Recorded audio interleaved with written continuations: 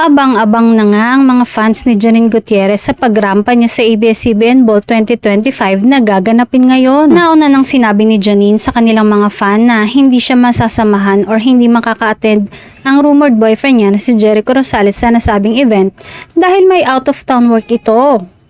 Kahapon nga ay nag-perform na si Jericho sa isang bayan sa Camarines Norte sa isang event para sa isang partidong sinusuportahan niya. All goods naman ang event na yon at syempre kahit hindi naman sila magkasama ng kanyang girlfriend ay kinantahan na naman niya ito ng kanilang team song.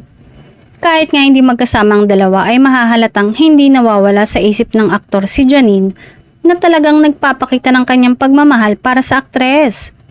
At kung may pagkakataon naman na may free time ay palagi niyang sinasama si Janine sa mga event.